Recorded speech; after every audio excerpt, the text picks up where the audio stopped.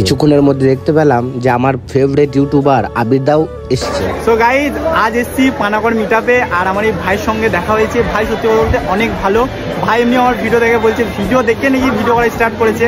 তো সবাই ভাই আমার তরফ থেকে যারা দেখো, তো সবাই দাদাকে একটু ফলো করে দাও।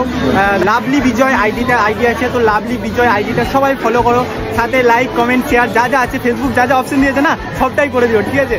আবির দার সঙ্গে দেখা করার পর দেখলাম পলাশ দাও এসছে, তাই চলে গেলাম পলাশ দার সঙ্গে দেখা করতে। সো হে বন্ধুরা, দাদা লাভলি বিজয় নামে একটা অ্যাকাউন্ট আছে, সবাই যাও ভিডিওগুলো দেখো। আর ভিডিওগুলো ভালো লাগলে অবশ্যই লাইক কমেন্ট শেয়ার করতে একদম ভুলবে না, আর অ্যাকাউন্টটা একদম ফলো করতে ভুলবে না।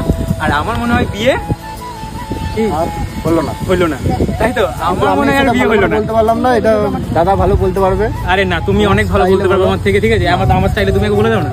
আরে বলে দাও না, আমার বিয়ে হলো না। আরে হয়ে যাবে, চাপ নেই, সত্যি হচ্ছে না, হয়ে যাবে। এদিকে দেখলাম বিপ্লব দাও চলে এসছে, তাই আমি চলে গেলাম বিপ্লব দার সঙ্গে দেখা করতে। তাই দেখলাম বিপ্লব দা নিজের কিছু ভিডিও শুট করছে, তারপর আমার সঙ্গে একটা ভিডিও বানালো।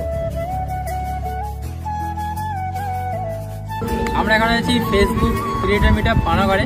তো বিজয়ের সঙ্গে দেখা হয়ে গেছে। বিজয়ের ফেসবুকের নাম হচ্ছে লাভলি বিজয়। কন্টেন্ট যদি ভালো হয় অবশ্যই ফলো করে দিও, আর ইউটিউবে দেখে থাকলে অবশ্যই সাবস্ক্রাইব করে দিও।